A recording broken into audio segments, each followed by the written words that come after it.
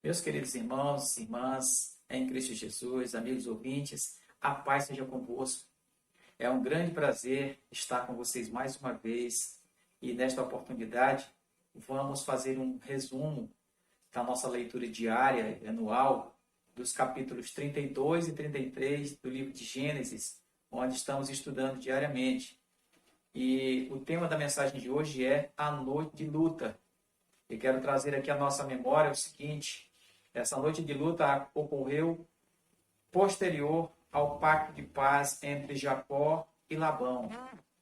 Após isso, Jacó prossegue viagem e decide enviar mensageiros a seu irmão Esaú, que estava na terra de Canaã, e junto com esses mensageiros, ele resolveu também enviar presentes valiosos.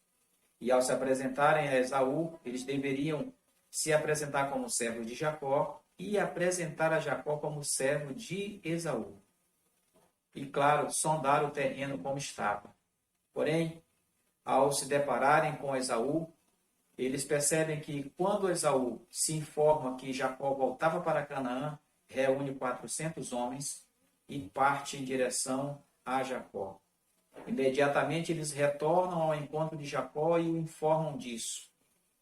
Diz a palavra que quando Jacó se informa de que o seu irmão estava vindo a ele com 400 homens, temeu muito. Ele ficou muito temeroso com o que poderia acontecer.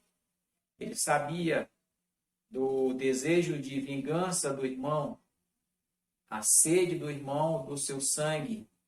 E então ele temeu agora não apenas por ele, mas também pelos seus, pela sua família, pelas suas esposas, pelos seus filhos, pelos seus servos. Ele temeu pela segurança de todos. E Jacó nos ensina uma lição muito importante nesse momento difícil. Diz no capítulo 32, do verso 9 de Gênesis, que Jacó resolve orar a Deus. Ele resolve buscar a Deus e relembrar a Deus das promessas. Afinal de contas, era o próprio Deus que havia dito a Jacó que ele deveria retornar a Canaã e que ele seria com ele. Então Jacó agora relembra das promessas que Deus havia feito para ele. E aqui tem um ponto importante que eu gostaria de destacar a todos nós. Nos momentos de dificuldade da nossa vida, todos nós passamos por momentos de dificuldade. E quando esses momentos baterem a nossa porta, nós devemos lembrar do exemplo do nosso patriarca Jacó. Devemos buscar a Deus e, sobretudo, lembrar das promessas de Deus, pois elas nos fortalecerão. Elas farão com que renovemos o nosso ânimo para poder prosseguir na caminhada. E foi isso que Jacó fez. Ele encontrou consolo e forças. E automaticamente Deus deu a ele a inspiração. Ele, com todo esse receio e depois de ter buscado a Deus, resolve dividir o seu povo, o seu grupo, em alguns bandos, pelo menos 2. E agora manda que todo mundo atravesse o Val do Jaboque e fica um pouco para trás. E quando ele pensa em atravessar, já era noite. E de repente um ser misterioso se aproxima dele. E aí trava-se uma luta corporal violenta. Jacó lutando com aquele ser que ele desconhecia, aquele desconhecido. E eles começam a travar uma luta que dura a noite inteira. E quando já a aurora despertava, aquele estranho fala para Jacó: deixa-me ir porque a alva já está vindo. E Jacó, então, diz para ele: não te deixarei ir se não me abençoares. Quando aquele ser percebe que o dia estava prestes a amanhecer e que a luta estava acirrada e equilibrada, ele toca o nervo da coxa de Jacó, que desconjunta. E Jacó, agora em meio a tanta dor e a tanto sofrimento físico, ele se apega àquele ser. E então, quando ele se apega com todas as suas forças, ele percebe que aquele ser era um ser não humano, mas um ser celeste. E então, aquele ser diz: deixa-me ir, porque a alva já está chegando, já está vindo. E Jacó diz para ele: não te deixarei ir se não me abençoares. Queridos, durante toda aquela noite, durante toda aquela luta, passava algo na cabeça de Jacó que ele não poderia se livrar. Era algo que tinha acontecido há 20 anos antes. E ele nunca mais, depois desse ocorrido, tinha desfrutado da verdadeira paz. Jacó nunca tinha conseguido esquecer o fato de que a razão, a causa da fuga dele para Padã-Arã teria sido dado ao fato dele ter enganado o próprio pai. E isso pesava muito na sua consciência. Ele não tinha ainda a certeza de que Deus o havia perdoado. E isso o incomodava muito. E ele temia pelas consequências do seu encontro com seu irmão, que por conta desse engano, queria derramar o seu sangue. Então, esses pensamentos na mente de Jacó o perturbaram a noite toda. E enquanto ele lutava, ele pensava e ele clamava a Deus por perdão e por misericórdia. Ele queria ter a certeza de que Deus o havia perdoado. Então, por isso ele disse para aquele anjo, aquele pedido de bênção não era um pedido arrogante, mas era um pedido de alguém que estava arrependido e carente de uma bênção. E ele clama, não te deixarei ir sem antes me abençoar. E então, meus amados irmãos, aquele ser pergunta, qual é o teu nome? E Jacó responde, meu nome é Jacó. O significado do nome Jacó, entre outros, é enganador. E então, para Jacó ter a certeza de que Deus o havia perdoado, aquele ser agora diz, pois tu não te chamarás mais Jacó. Ou seja, tu não serás mais, a partir de hoje, um enganador. O teu nome agora será Israel.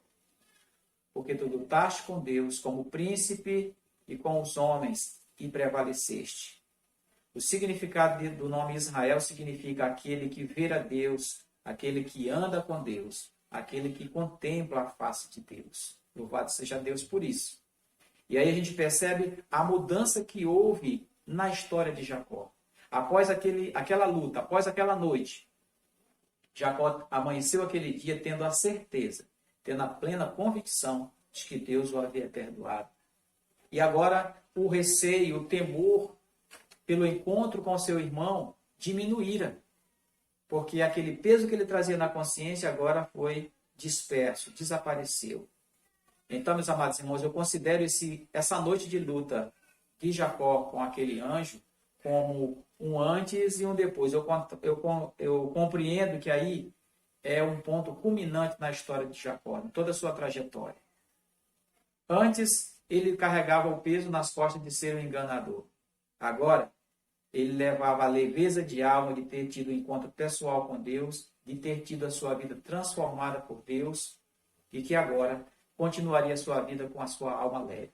Isso acontece comigo, acontece com você, acontece com todo aquele que tem um encontro pessoal com Jesus, que desfruta da sua experiência pessoal com Jesus, que tem a sua vida transformada e que agora passa a olhar para frente, virar a página do passado, dos erros e olhar para Jesus e passa a caminhar lado a lado com Jesus na perspectiva de acertar. Então foi isso que aconteceu com Jacó naquela noite. Depois que o dia amanhece, finalmente o encontro dele com seu irmão acontece. E na medida que Esaú se aproxima de Jacó, isso já no capítulo 33, do versículo 4, por 7 vezes, Jacó se inclina em terra ante a face do seu irmão. E finalmente Esaú tem o seu coração quebrantado. Durante aquela noite em que Jacó lutava com aquele ser desconhecido, Deus aparecia para Esaú em sonho e o advertia para que não derramasse o sangue do seu irmão. E finalmente eles se encontram, se abraçam e choram mutuamente no ombro de um do outro. Isso significa algo muito importante para nós, meus queridos irmãos. Primeiro lugar, que nós temos que ter consciência de que não somos perfeitos e que, como seres imperfeitos que somos propensos a cometer erros. Mas, cometendo o erro, devemos estar dispostos a reconhecê-los, confessá-los e abandoná-los. Essa é a lição que nos ensina Jacó. A outra lição que nos é ensinada nesse ponto por Esaú é que aqueles que nos ofendem, aqueles que nos enganam, esses merecem uma nova oportunidade, merecem receber perdão, uma nova chance para que sejam felizes ao nosso lado e que nós juntos possamos caminhar em direção a uma nova Canaã. Então, meus queridos e amados irmãos, essas são algumas das lições que nós poderemos estar aprendendo nesses dois belíssimos capítulos de Gênesis 32 e 33. Eu fico por aqui hoje, agradecido a Deus pela oportunidade e a sua atenção. Fique na paz e Deus te abençoe em nome de Jesus.